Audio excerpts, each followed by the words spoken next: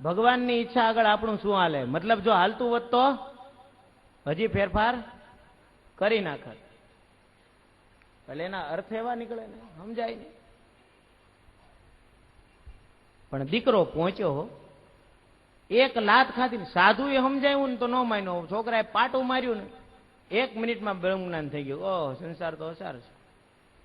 રડવા લાગ્યા. ગોકર્ણ મહારાજ આવ્યા. પિતાજી, તમે શું કામ રડો છો?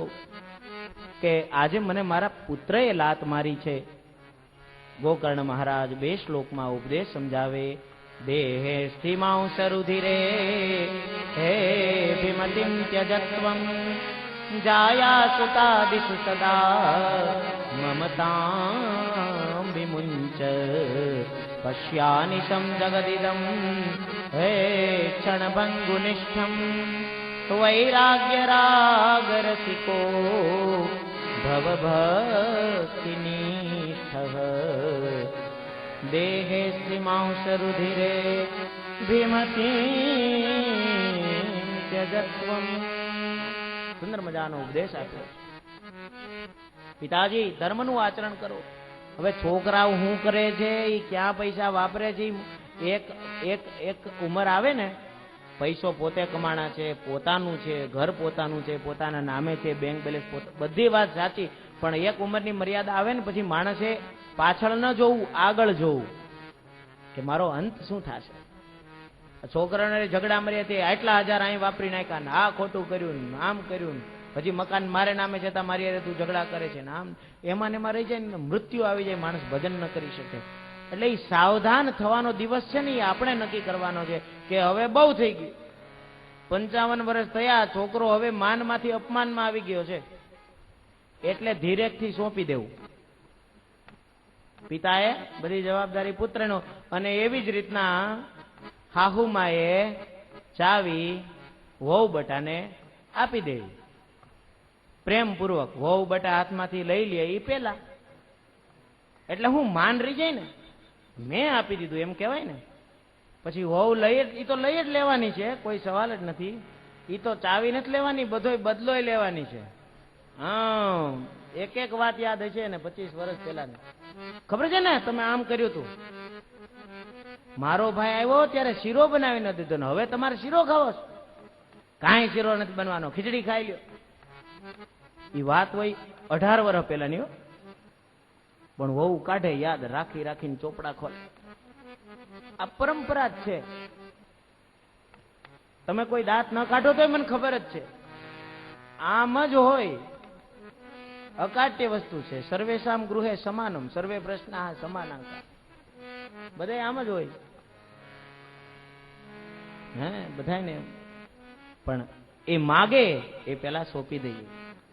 લ્યો, જાઓ મજા કરો, ઘરેણા તમારા, બધું તમારું. સાસુને ઘરેણા સોંપવાના હોય ને પિતાને સંપત્તિ. કેમ કે ઘરેણા છે ને એની પાસે ન હોય, ઘરેણા સાસુ રાખ્યા હોય અંદર પેક કરીને. જ્યાં સુધી વહુ બટા દબાઈને રહેતા હોય ત્યાં સુધી માગતા હોય, બા ઓલો ચેન જરાક લગ્નમાં, ચેન લગ્નમાં પહેરીને જવાય, કોક લઈને વહી જાય તો. કાલ છાપામાં આવ્યું હતું, ગળામાં ધોતે આ ખોટું પહેરીને જા. ચોરે ભલે ને બિચારો ઢબરાતો. પછી પેલી એની સામે જ પહેરે. એવું ન થાય. જવાબદારી સોંપવાનો સમય આવે ત્યારે આપી દેવાનું, દઈ દેવાનું, લઈ લે. અત્યાર સુધી મારે રક્ષણ કરવાનું હતું, મારી જવાબદારી હતી. અને યાદ રાખજો, સમાજ છે ને એ સમાજ મૂર્ખ નથી, સમાજ સમજદાર છે. તમે 50 વર્ષ કોઈ સંપત્તિનું રક્ષણ કર્યા પછી તમારા સંતાનને સોંપી દો અને પછી એ સંપત્તિને જો સંતાન સાચવી ન શકે ને તો સમાજ તમને કોઈ દિવસ દોષ નહીં આપે, ચિંતા નહીં કરતા. કેમ કે સમાજ જોવે છે કે આ બાપા હતા જ્યાં સુધી સાંભળી લ્યો, આ છોકરાએ બધું ફનાન ફાત્યા કર્યા, એટલે તમને દોષ નહીં લાગે, એમાં ચિંતા નહીં કરવાની. મમતા ન રાખ. પિતાશ્રી, ઘરને છોડો ને ભજન કરો. પોતાના પુત્રના ઉપદેશથી જ્ઞાન લાગ્યું છે. ગત 60 વર્ષ, 60 વર્ષ વીતી ગયા હતા. આત્મદેવને બહુ મોટી ઉંમરે દીકરો થયો ને. આત્મદેવ ધુંધુકારી પેલો 20 વર્ષનો થયો, ત્યાં તો આત્મદેવ 60 વટી ગયો. 40 વર્ષે ભગવાન દીકરો આપ્યો. એમ કરીને ઘર છોડીને ગયા છે. અને 10 લક્ષણ વાળું શ્રીમદ ભાગવત, અથવા તો વિચારકો કહે છે કે શ્રી કૃષ્ણ માપનિયતમ દસમસ્ય પાઠાત, 10 લક્ષણ વાળા ભાગવત અથવા તો દસમ સ્કંદનો પાઠ કરતા કરતા, ભગવાનનું ભજન કરતા કરતા આત્મદેવે તો પોતાનો ઉદ્ધાર કર્યો.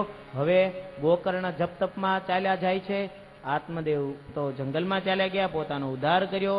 ઘરમાં કોણ વધ્યું? માન દીકરો. એને બે ખેલ માંડ્યો હતો ને, માએ ઓલા પોતાની બેનની ત્યાંથી લાવ્યા આ છોકરાને.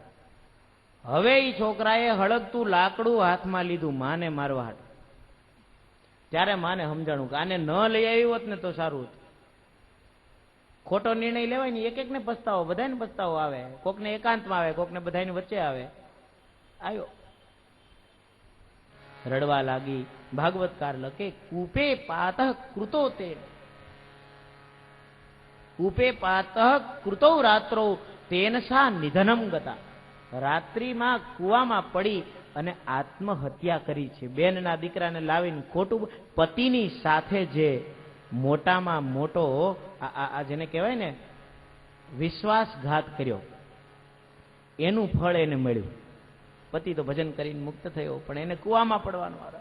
હવે તો પેલો ધુંધુકારી એકલો રહેવા લાગ્યો. ગોકર્ણ તો ઘરે છે નહીં, જેટલું ઘરમાં હતું બધું વેચી નાખ્યું. વેશ્યાનો સંગ કરે, વેશ્યાઓ નિત નવી વસ્તુઓ માગે, એને પૂરી કરવા માટે થઈને ઘરનું બધું વેચી નાખ્યું. ઠામડા વેચી નાખ્યા, ખાવા મમ્મનનો મેળ નહીં જમવાનો.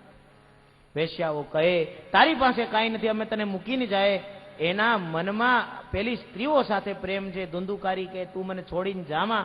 પેલી કે પૈસા વિના અમે તારા ઘરમાં રહીએ નહીં, કે પૈસા લાવ, કે પૈસા નથી, કે ગમે ત્યાંથી લાવ, ન હોય તો ચોરીને લાવ. ધુંધુકારી ચોરવા ગયો, રાજ્યની સંપત્તિ ચોરીને આવ્યો. પેલી સ્ત્રીઓને ખબર પડી ગઈ. એ તો બધી નારીઓ કોઈ વખાણવા લાયક તો નથી, પત્ની તો નહોતી કે પતિની સેવા કરે. એને ખબર પડી ગઈ કે આ તો રાજની સંપત્તિ લઈને આવ્યો, પોટલું વાળીને બધું લઈને ભાગો, હમણાં પાછળ સૈનિકો આવતા જશે, આ તો મરશે, અમને મરાવશે. બધું ધન લઈને નાસી ગઈ, પણ નાસતા પહેલા ખોટું કામ કર્યું એણે. ભાગતા પહેલા ધુંધુકારીને મારી નાખ્યો, મોઢામાં સળગતા અંગારા નાખ્યા, મર્યો, માંડ માંડ મર્યો. પછી અગ્નિ સંસ્કાર કરવા લઈ જાય તો ગામ આખાને ખબર પડી જાય, એટલે ઘરમાં જ ખાડો ખોદ્યો ને દાટ્યો. દાટ્યો, માર્યો, પાપ કરીને મર્યો હતો. સદગતિ તો થાય નહીં, ત્યાં જ ભૂત અને પ્રેતના રૂપમાં ફરવા લાગ્યો.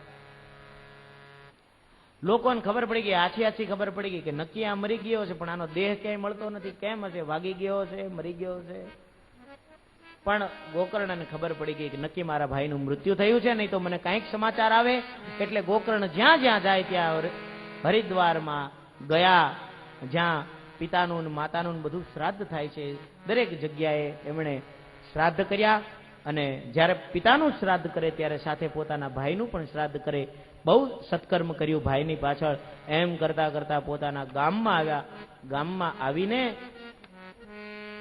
બધાની સાથે સત્સંગ કરે છે. સત્સંગીઓ બધા સત્સંગ કરીને ગોકર્ણ મહારાજને આમંત્રણ દેવા લાગ્યા કે મહારાજ આવો આવો, આજનું જમવાનું અમારે ત્યાં હો, તમારે અમારે ત્યાં આવવાનું છે. ગોકર્ણ કે હું કોઈને ઘરનું ખાતો નથી ને કોઈને ઘરે જાતો નથી, કે મારે મારી ઘરે જવું, કે તમારે ઘરે હવે કાંઈ રહ્યું નથી. ખંડેર ઉભા છે કે એ ખંડેરના ઓટલે હું સૂઈ જઈશ. કોથળો પાથર્યો શણનો પેલો, અને પાથરીને સૂઈ ગયા. રાતના 2 વાગ્યા ને ત્યાં પેલો ધુંધુકારી પ્રેતના રૂપમાં આવ્યો. ચારે બાજુ ક્યારેક પાડાનું રૂપ, ક્યારેક ઇન્દ્રનું રૂપ, ક્યારેક અગ્નિનું રૂપ, એવા વિચિત્ર વિચિત્ર રૂપો ધારણ કરવા લાગ્યો. ત્યારે ગોકર્ણ મહારાજને ખબર પડી કે નક્કી આ કોક દુર્ગતિને પ્રાપ્ત થયેલો જીવ છે. કમંડળ હતું હાથમાં, એમાં જળ લઈને મંત્ર